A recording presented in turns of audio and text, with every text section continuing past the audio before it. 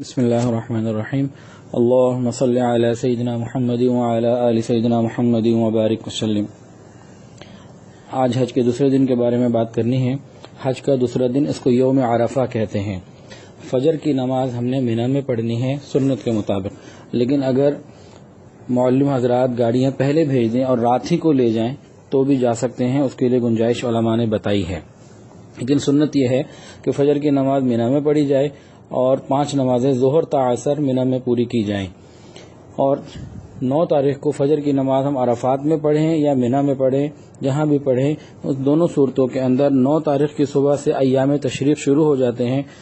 حضرت جابر رضی اللہ عنہ سے روایت ہے کہ آپ صلی اللہ علیہ وسلم عرفہ کی صبح، یوم عرفہ کی صبح فجر کی نماز کے بعد آپ نے اپنے ساتھیوں سے فرمایا کہ اپنی جگہ پر بیٹھے ہوئے یہ تکبیر پڑھو، اللہ اکبر لا الہ الا اللہ واللہ اکبر وللہ الحمد۔ اس کو عرفہ کی صبح یعنی 9 تاریخ کی صبح سے لے کے ایام تشریق کے آخری دن عصر تک پڑھتے تھے۔ یاد رہے کہ ایام تشریق 9 تاریخ کی صبح سے شروع ہوتے ہیں، پھر 13 تاریخ کی عصر تک یہ جاری رہتے ہیں۔ 9 10 11 12 ہر دن کی 5 نمازیں، یہ 20 نمازیں ہو گئیں، اور 13 تاریخ کی عصر تک فجر ظہر عصر 3 نمازیں، تو 23 نمازیں یہ ہو گئیں۔ اور یہ ہر ایک کے لیے کہنا ضروری ہے، مرد اونچی آواز سے کہیں گے اور عورتیں جو ہیں آہستہ آواز سے کہیں گی، اور یہ عمل حاجی اور غیر حاجی سب کے لیے ہے۔ تو بہرحال سب سے پہلے تو 9 تاریخ کو ایام تشریق کا معاملہ ہوا۔ اس کے بعد اب سفر کرنا ہے عرفات کے لیے۔ عرفات کو پہنچنا ہے، جیسے بھی ترتیب اپنی ہو اس حساب سے انسان عرفات میں پہنچے۔ عرفات کیا ہے؟ یہ حج کا رکن اعظم ہے۔ آج مرادوں کے پورا ہونے کا دن ہے۔ یہ وہ دن ہے جس کے لیے ہم نے برسوں انتظار کیا اور کیسے کیسے حالات سے گزرے، اور اللہ سے مانگنے کے لیے، اللہ کو منانے کے لیے، گناہوں کی معافی کے لیے ہم نے تیاری کی۔ آج یہ موقع مل رہا ہے۔ تو عرفات نام ہے ذکر کا، دعا کا، مناجات کا۔ تو حدیث کے اندر جو ترتیب ہے وہ تو یہی ہے کہ مینا سے عرفات انسان نکلے سورج نکلنے کے بعد۔ حضرت انس رضی اللہ عنہ سے روایت ہے کہ مینا سے عرفات جاتے ہوئے ہم میں سے بعض صحابہ تلبیہ پڑھ رہے تھے اور بعض تکبیر پڑھ رہے تھے، اور ایک دوسرے کے اوپر کوئی نکیر نہیں کر رہا تھا۔ یعنی جیسی طبیعت ہو، جیسی طبیعت کے اندر طلب ہو، کبھی لا الہ الا اللہ واللہ اکبر کر لے اور کبھی تلبیہ پڑھ لے، مثلا ذکر کرتا ہوا جائے، باتیں کرتا ہوا نہ جائے۔ اور آج کے دن کھانے پینے کے اوپر بھی زیادہ توجہ نہ دے، اور اپنی توجہ رکھے اللہ سے مانگنے کے اوپر کہ یہ دن دوبارہ کس خوش نصیب کو ملے، کس کو نہ ملے، کچھ معلوم نہیں۔ تو کوشش یہ ہو کہ آج کے دن ہر کام سنت کے مطابق ہو اور دنیا سے ہٹ کٹ کر ہو۔ اس کے لیے ایک ہمیں اور کام کرنا پڑے گا۔ یہ موبائل فون جو ہمارے ہاتھ کی ہتھکڑی بنتا جا رہا ہے، اس کو کم سے کم اس دن کے لیے تو چھوڑ ہی دیا جائے، بلکہ حج کے سارے دنوں کے لیے۔ کچھ بدنصیب ایسے بھی ہیں جو طواف کے دوران بھی نامحرم جن سے تعلق ہوتا ہے ان سے رابطے رکھتے ہیں، کچھ میدان عرفات میں بھی نامحرموں سے تعلق رکھتے ہیں۔ تو نامحرموں سے تعلق رکھنا تو دور کی بات، وہاں تو کوشش یہ ہو کہ انسان صرف اللہ سے تعلق رکھے، اس دن سب کو بھول جائے، اللہ کو اپنا بنانے کی فکر کرے۔ جب انسان عرفات میں پہنچ جائے تو اپنی جگہ سامان وغیرہ رکھ لے، جہاں پہ وہ لے جائیں وہیں پہ بیٹھے۔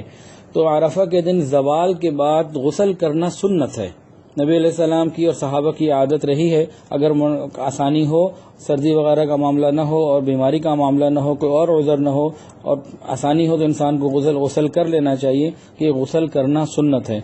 حضرت علی رضی اللہ عنہ فرماتے تھے کہ غسل عرفہ کے دن، جمعے کے دن، عید الفطر کے دن، عید الاضحیٰ کے دن، یہ 4 غسل کو بتایا کہ یہ سنت ہے۔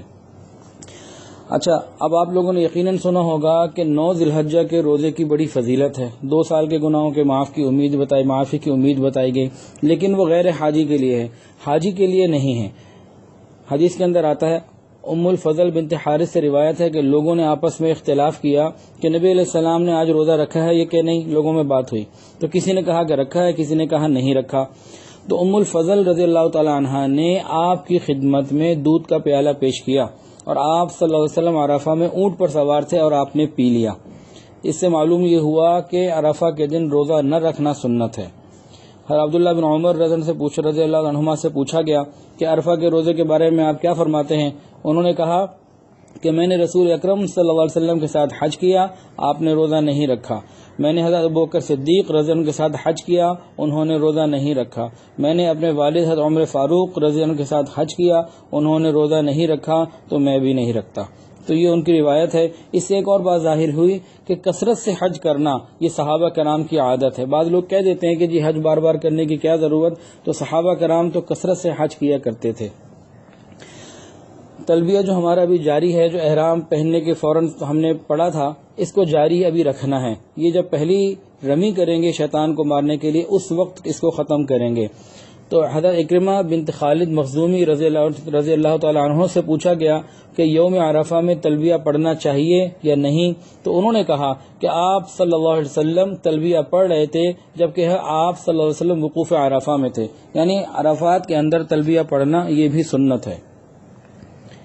حضرت جابر رضی اللہ عنہ کی روایت میں ہے کہ آپ صلی اللہ علیہ وسلم سوار ہوئے نماز کے بعد اور وقوف کی جگہ آئے اور اپنی اونٹنی کو چٹانوں کے پاس رکھ دیا اور جبل رحمت کے سامنے رکھا اور قبلہ رخ ہو کر غروب شمس تک کھڑے رہے۔ یعنی نبی کریم صلی اللہ علیہ وسلم جب مینا سے عرفات پہنچے تو عرفات میدان میں داخل ہونے سے پہلے نمرہ میں اترے، نمرہ جہاں مسجد بنائی گئی، اور وہاں نبی علیہ السلام کے لیے ایک خیمہ بنایا گیا جو قبہ نما تھا، بالوں سے وہ بنایا گیا تھا، بالوں کا خیمہ تھا، نبی علیہ السلام نے وہاں قیام کیا۔ وہ جگہ عرفات کے میدان سے باہر ہے، اور نبی علیہ السلام تھوڑی دیر وہاں رہے۔ اس کے بعد نبی علیہ السلام نے ظہر اور عصر کی نماز ایک ساتھ پڑھی، اس کے بعد حدود عرفہ میں داخل ہوئے اور وقوف کیا، اور جتنے بھی ساتھی باہر تھے سب کو بلا لیا کہ عرفات کے اندر آ جاؤ۔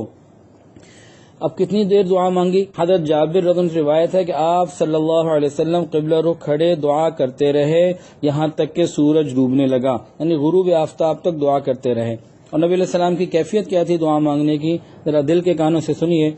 حضرت عبداللہ ابن عباس رضی اللہ عنہ سے روایت ہے کہ میں نے آپ صلی اللہ علیہ وسلم کو کھڑے ہوئے دیکھا کہ دونوں ہاتھوں کو اس طرح پھیلائے ہوئے ہیں جیسے کوئی کھانے کی بھیک مانگ رہا ہو، اس طرح میں نے دعا مانگتے دیکھا کہ آپ دونوں ہاتھوں کو کھڑا کر کے اللہ تعالیٰ سے دعا مانگ رہے تھے۔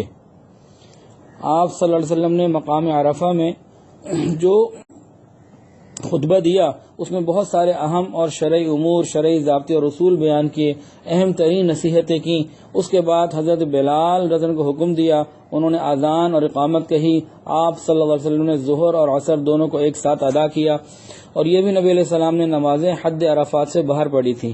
جب نماز سے فارغ ہوئے تو اونٹنی پر سوار ہوئے اور حد عرفات میں داخل ہوئے، چٹانوں کے پاس جبل رحمت کے قریب وقوف کیا، قبلہ رخ ہوئے، نہایت ہی تضرع اور الحاح زاری کے ساتھ ہاتھ اٹھا کر دعا کی اور مغرب تک کرتے رہے۔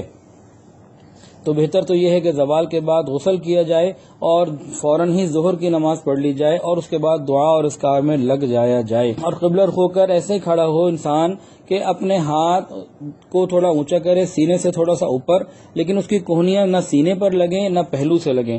اس بات کا بہت خیال کرنے کی ضرورت ہے۔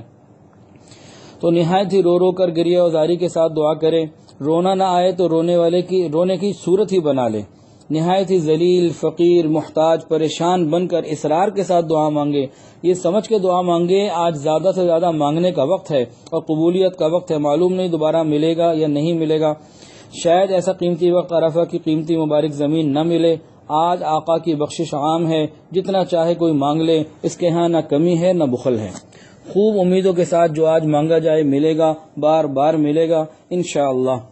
درود شریف پڑھے، تلبیہ پڑھے، کبھی تلاوت قرآن کرے، اپنے لیے، اپنے والدین کے لیے، عزیز و اقارب کے لیے، پوری امت کے لیے مغفرت اور رحمت کے جو ہے وہ طلب کرے، مانگے۔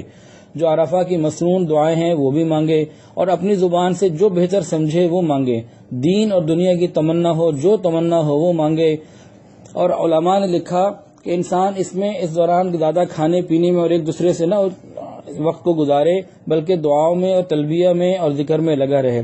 اتنا فرمایا کہ اگر کھڑا ہو کر تھک جائے تو بیٹھ جائے، بیٹھ کے مانگتا رہے، اور بیٹھ کے تھک جائے، کمزوری محسوس کرے تو لیٹ جائے، ذرا آرام بھی ہو جائے گا، لیکن دل سے اور زبان سے پھر بھی اللہ سے مانگتا رہے۔ جب طبیعت بہتر ہو جائے پھر کھڑا ہو جائے، پھر مانگنے لگے۔